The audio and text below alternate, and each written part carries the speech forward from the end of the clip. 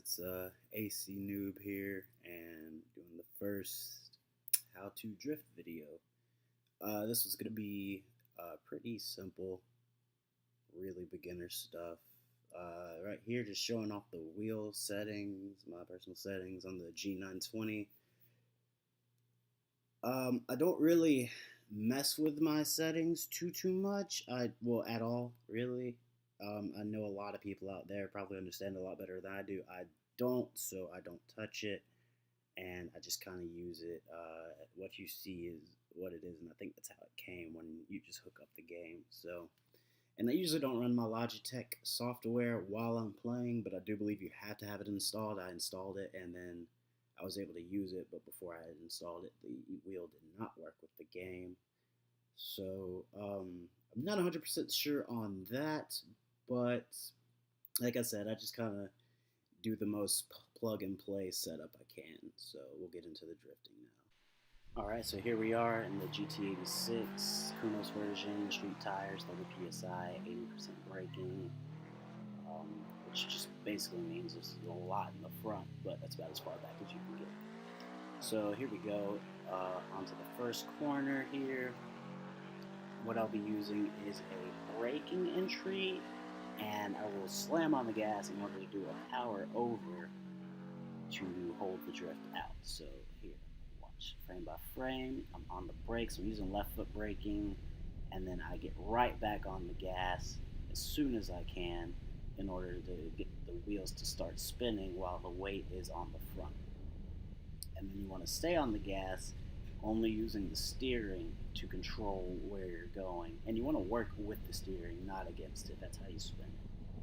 So you never want to force it, you want to guide it. That's the best way I can think to say that. And so we'll watch it in faster motion.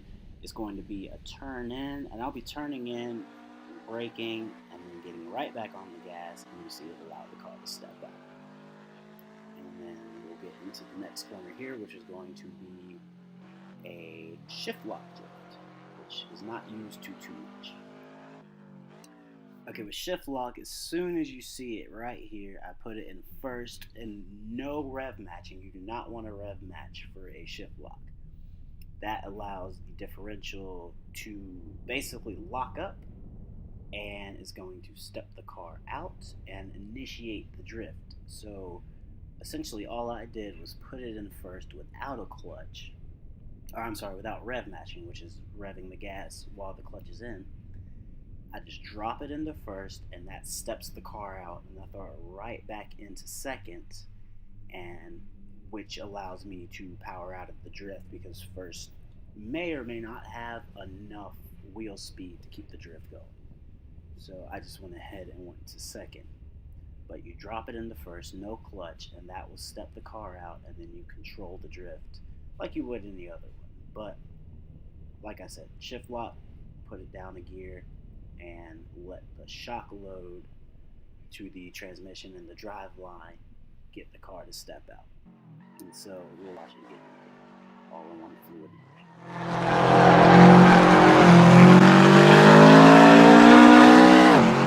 Okay, so this next one here is a little bit more advanced than I would like to get into in this particular video. It deals with weight transfers, which I'll probably do a whole separate one on. But here you see it's much like the first one, where I'm on the brakes to transfer the weight forward, as I said before, in order to let the rear slide out a little bit. And you can see it starts drifting a little bit, and then I hold the steering as well as I give a little brake to keep the weight forward, so the rear will come back around the opposite way and allow me to complete this corner while still maintaining the drift. And so this one deals a lot more with weight transfer, which I would like to get a little more in depth with later. But you can see here that it was still the same concept, which all these concepts apply, with braking entry and then right back on the gas, and then also using your brakes to control your speed as well as the weight transfer of the car. So we'll see it here in fast motion. It's a lot like the drift that you saw if you watch Initial D talking we did on Casey.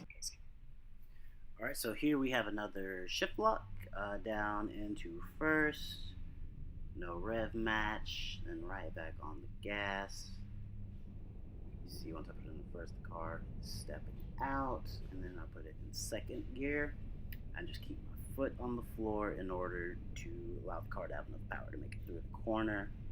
And I'm doing these mostly on tight corners. It's the easiest to demonstrate, especially for shift lock.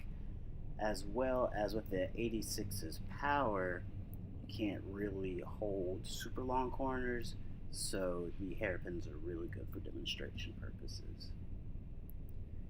But you see, and you just control the drift all the way out with your steering, turning in to control the car. If you turned the wheel outwards or away from the corner, that would usually cause the car to weight transfer or spin or understeer. None of which is good. And then here, it's just really on power, and I grab the handbrake to hopefully get it to extend, but it does not quite happen. Alright, so here we have another power over, which is literally just me on the gas. You see I'm braking and turning in, and then once I get on the gas, that's just going to step the car out. You can see I'm on the brakes pretty hard. The front tire is skidding. I'm off, still turning in because the car doesn't want to get sideways, so I just stay on throttle, turn in, and you can feel when the car wants to step out, and you allow the wheel to turn. You see I let go of the wheel there and let it kind of go ahead and start the drift, and then I just control it out. This one was a pretty small drift, but it's a really good example of just a power over and how just staying on gas through the corner will allow the rear end to step out as well. Again, just like that, pretty simple. Alright, and here we go back into another shift lock. Watch closely, no clutch, no rev matching, into first gear, letting the car turn itself. See, no hand, letting it do its own thing, and then put it into second gear here, to allow me to have the wheel speed.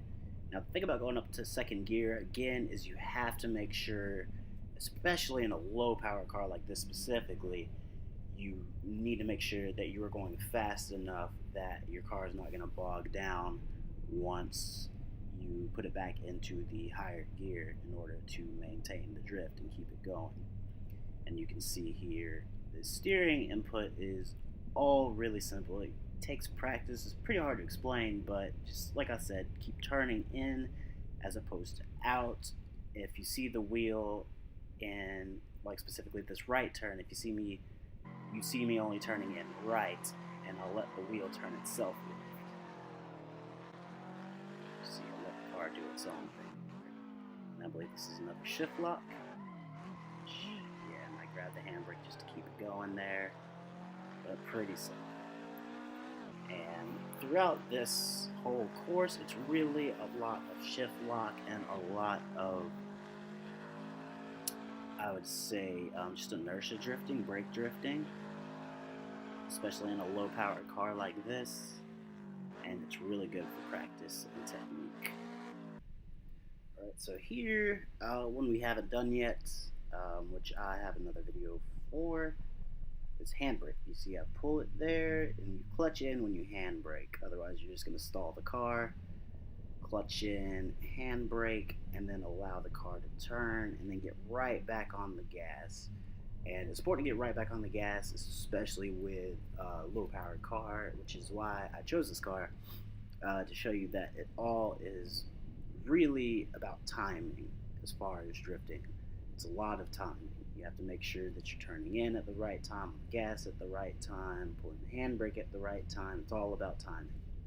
You see, if I would have waited to get on the gas, the car would have straightened out. And so that's why you, especially for something like handbraking, you want to, pull it, get to where you need to be as far as the line you're trying to follow, and then get right back on the gas so you can power through it. And here we'll watch it again in faster motion before we get into this next little thing.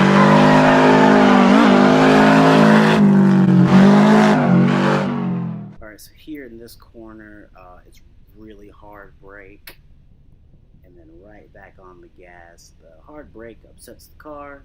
Again, as I said earlier, moves the weight forward, taking the weight off the rear, and then getting right back on the gas to spin the tires.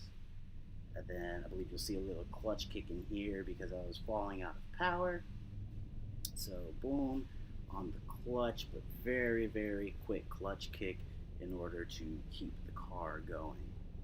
And that's really all that one was for, but this drift was really more of a braking drift where you brake and turn in to upset the balance of the car, and you get right back on the gas to hold the drift out. And so you'll see how it is in faster motion here. Eventually we'll get there. But yeah, and you'll see all the techniques are generally the same as far as going through the corner. It's just, plenty of ways of starting the drift. Here you see it's just a lot of power, a lot of left foot braking, really more of a grip area through here.